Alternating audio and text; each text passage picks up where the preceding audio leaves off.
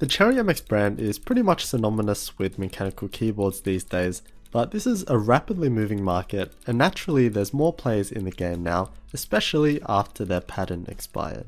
One thing that's always got me when just reading comments or threads all over the internet is the mindset that the Cherry MX line is the be all and end all. And that's not really the fault of much of the consumers, because Cherry have such a strong hold of the retail market. Pretty much all available pre-built mechs from big gaming brands have Cherry MX key switches, and it's pushed in marketing and elevated to be seen as a premium feature. Therefore, on the flip side, if people see Kale or Altemu, which are more prevalent on budget mechs, they kind of dismiss them. And that's where I see a big disconnect from consumer perception and reality. Don't get me wrong though, Cherry MX key switches are still great, and we have to respect them with all that they've done over a long period of time, so please do understand that this is not a campaign against them. Okay, so let's look at three main areas: feel, range, and innovation. But first, just a touch on durability. I don't have the numbers to back up anything, so we'll just leave that. And I mean, all of them claim like a 50 million to 100 million key press lifespan, but yeah, from my experience, I haven't had issues with any.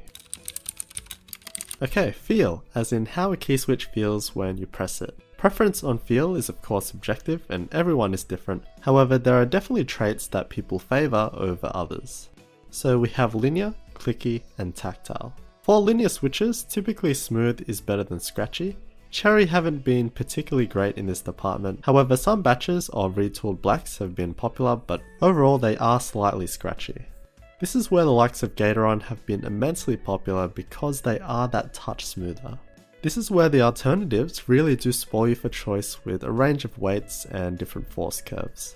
So for example, if blacks are too heavy and you don't want to go as light as reds, you can pick up Gateron yellows, which are such a great budget option.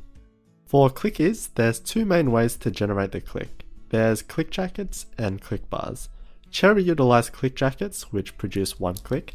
The click is still prominent, but it is slightly dull in sound and feel, as there is also a bit of rattle between the moving parts. Click bars on the other hand, which are seen with the Kalebox key switches for example, produce two clicks and are sharper, crispier, and higher pitched.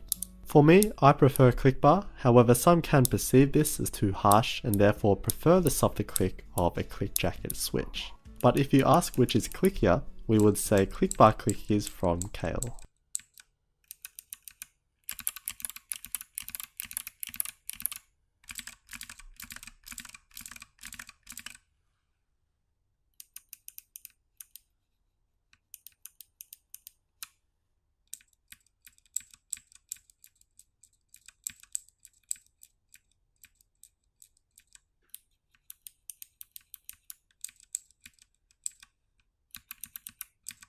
Probably the most common switch on budget mechs are Altemu blues, and are often looked down upon, but you know what? They don't feel too different from Cherry MX blues. Like, they're legitimately very similar, perhaps even a tad more clicky and tactile, so yeah, Altemu blues, don't disregard them. And finally, tactile. Cherry have their MX brown, which is an unbelievably popular key switch, but for most people that's the only tactile that they felt.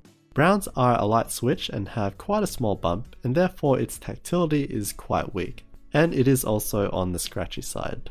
The thing with tactiles is once you try something with stronger tactility, you'll know what you're missing out on, and therefore greater tactility is often preferred later on.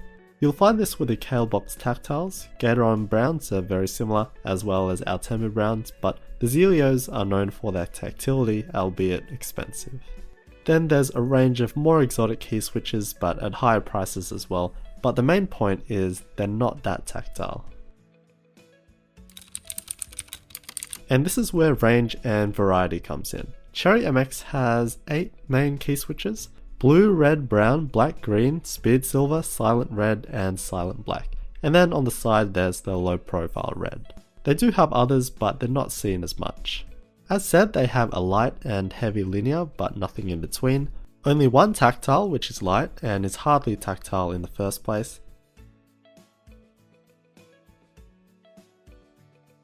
They have the Cherry MX Blue and Green, which use click jackets. The silents are only available in linear form, and the low profile is also just in linear form. So the range is actually decent and will cover most bases, but you can see the gaps and the alternatives fill these in nicely as previously described. As for the silence, there's silent tactiles from Gateron, Zeal as an extension, Alias and probably more.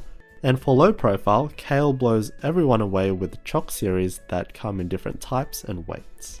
It's not about whose range is better, it's more that Cherry's range may not be the best fit for you, therefore a switch from another brand can potentially be better for you.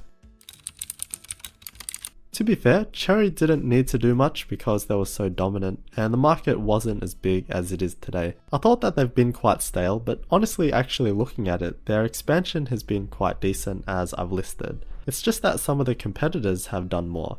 This is where Kale with novel keys really express themselves with releasing just a whole load of different key switches.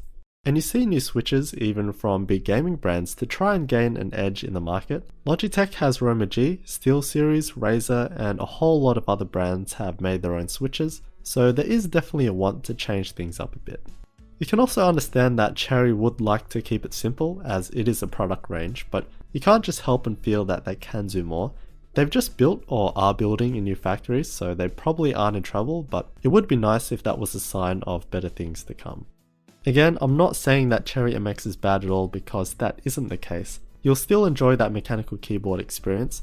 What I want to address is that negative stigma that people seem to have against other key switch brands, when in reality the alternatives can often be the more suitable choice. The bigger issue though is that it's difficult to access all these alternatives because they're just not in pre-built keyboards. It really is Cherry MX and Altemu on like 70% of the boards I review, and that's sad because in the custom game we all get to experience this, and you have to remember what makes a mechanical keyboard so great is how they feel when you use them. Additionally, the keyboard itself makes a huge difference. Plate, case, keycaps, table, everything makes a difference. So like Altemu key switches will often be paired with a not so greatly built mechanical keyboard, and you know that will always build that association factor, and that plays a part. So quickly looking at the different types of switches. Linear, you can do better. Clicky, you can do better. And tactile, you can do better.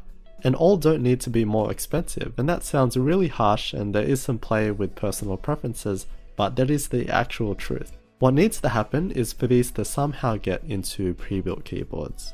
If you've been into keyboards for even just a bit, you already know a lot of this, and I'm sure many of you would have had the same frustrations as me, but hopefully there can be some change, but yeah, we'll just have to see.